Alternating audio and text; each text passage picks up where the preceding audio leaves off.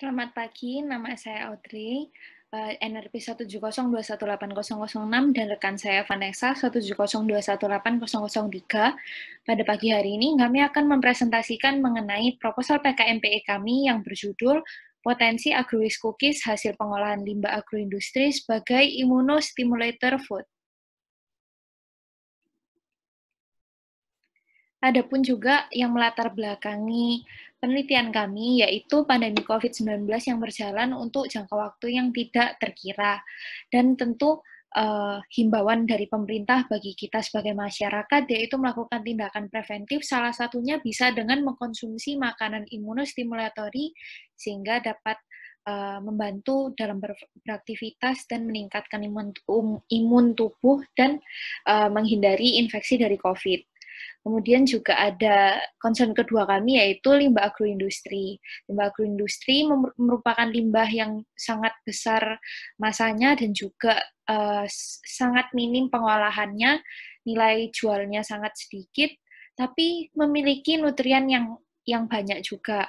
Maka dari itu kami menginginkan suatu tujuan zero waste dan memutuskan untuk mempergunakan limbah antara lain kulit jagung, bonggol brokoli, dan kulit semangka.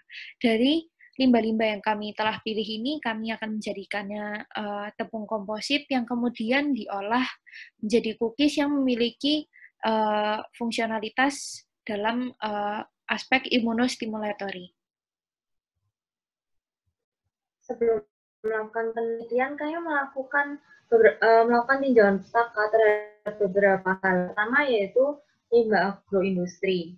Limbah agroindustri sendiri, seperti yang telah disebutkan oleh Audrey, merupakan hasil dari hasil buangan yang berasal dari proses produksi, baik dari industri agro ataupun dari domestik, yaitu dari rumah tangga. Saat ini banyak peneliti yang sudah menemukan bahwa residu dari tanaman agroindustri yang juga merupakan industri masih mengandung berbagai nutrisi yang masih dapat dimanfaatkan oleh tubuh. Kemudian salah satu limbah yang kami gunakan yaitu bonggol brokoli memiliki zat gizi yang tidak kalah dari floretnya. Mengutip dari Singh et al. 2011, bonggol brokoli memiliki nutrisi ekstra, antara lain kalsium, zat besi, tiamin, riboflavin, niacin, karoten, fenol, dan juga vitamin C, protein, serta aktivitas antioksidan yang kemudian akan kami gunakan dan kami utamakan dalam fungsionalitas tepung komposit serta cookies yang akan kami buat. Kemudian juga ada limbah lain yaitu kulit semangka. Gladfin et al. 2017 menyatakan bahwa kulit semangka sangat kaya akan vitamin dan mineral, dan beberapa antaranya seperti serat, kalium, vitamin A, dan vitamin C akan meningkatkan sistem imun, menjaga tekanan darah, dan membantu menurunkan berat badan. Dari kulit semangka, kami berencana untuk mengambil zat gizi vitamin C, serat, likopen, dan citrulline yang merupakan zat antioksidan untuk menangkal radikal bebas sebagai fungsionalitas untuk cookies kami. Kemudian untuk kulit jagung merupakan salah satu limbah agroindustri yang jumlah produksinya setiap tahun adalah yang tertinggi. Berdasarkan penelitian yang dilakukan oleh Mikum dan kawan-kawan pada tahun 2014, kulit jagung ini mengandung serat yang sangat tinggi, di mana kulit jagung mengandung 44% selulosa dan 15% lignin. Serat sendiri merupakan salah satu komponen pada bahan makanan yang fungsi utamanya untuk melancarkan pencernaan. Ketiga bahan tersebut untuk diubah menjadi cookies perlu dilakukan proses penepungan. Terdapat berbagai jenis tepung, beberapa contoh yaitu tepung terigu dan tepung komposit. Tepung terigu merupakan tepung yang terbuat dari gandum dan mempunyai protein spesifik yaitu protein gluten. Protein gluten ini berguna untuk mengikat air dan membuat tekstur makanan menjadi lebih lembut. Kemudian untuk tepung komposit merupakan tepung yang terbuat dari 2 atau lebih bahan yang dapat dibuat dari campuran tepung non-terigu dengan tepung terigu. Tepung non-terigu sendiri merupakan tepung yang tidak mengandung protein gluten. Kemudian untuk cookies merupakan makanan yang disukai oleh masyarakat dari berbagai kalangan usia. Tepung yang digunakan pada pembuatan cookies sendiri tidak memerlukan tingkat gluten yang tinggi, sehingga dapat digunakan tepung yang berprotein rendah.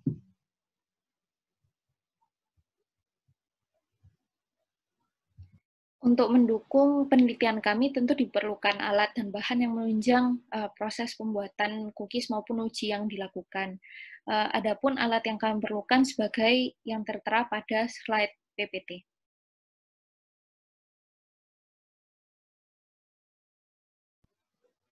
Berikut adalah bahan-bahan yang dibutuhkan untuk membuat tepung komposit, cookies, dan analisis yang kami lakukan.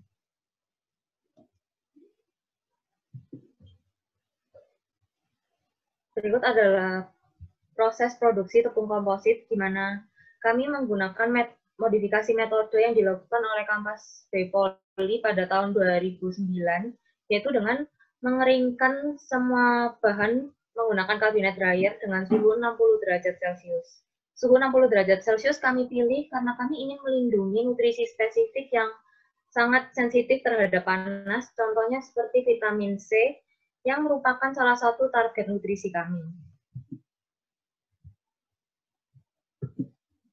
Kemudian untuk produksi cookies, yang pertama dilakukan adalah mencampurkan semua bahan kecuali tepung komposit dan susu hingga naik dan mengembang. Kemudian ditambahkan tepung komposit dengan perbandingan tepung terigu, tepung kulit jagung, tepung bonggol brokoli, dan tepung kulit semangka 6:1:2 dan banding 2, dan susu bubuk. Kemudian adonan yang sudah jadi bisa dibulatkan dan diletakkan di loyang, kemudian bisa dipanggang menggunakan oven dengan suhu 160 derajat Celcius selama 30 menit. Kami menggunakan perbandingan ke-4 tepung 6:1:2 karena kami ingin mendapatkan tekstur cookies yang lembut, renyah, selain itu juga memiliki kandungan antioksidan dan vitamin C yang tinggi. Terdapat beberapa analisis yang kami lakukan, yaitu analisis fisika, kimia, dan organoleptik. Analisis fisika yang kami lakukan terhadap cookies meliputi uji warna dengan menggunakan color reader, uji tekstur, dan daya patah menggunakan texture analyzer. Kemudian analisis fisika terhadap tepung komposit meliputi uji warna menggunakan color reader dan kapasitas buih dengan kapasitas buih yang merupakan kemampuan dari tepung untuk menghasilkan buih. Kapasitas buih ini dapat dihitung dengan membandingkan volume buih yang terbentuk dengan massa dari sampel. Adapun juga analisis kimia yang kami lakukan yaitu untuk aktivitas antioksidan, kami menggunakan metode DPPH mengacu dari literatur Fitriana dan kawan-kawan 2015 yang berprinsip pada absorbansi penghambatan radikal bebas.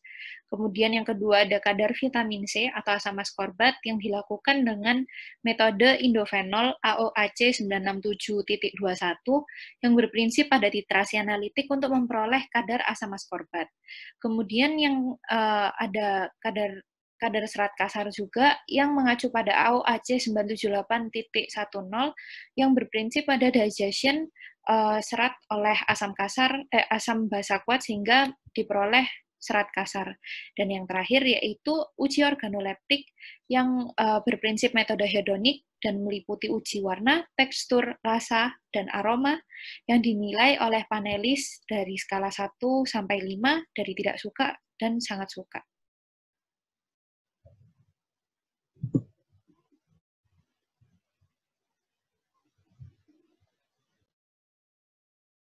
Adapun anggaran biaya yang kami perlukan yaitu setelah dijumlahkan semuanya yaitu Rp5.331.500.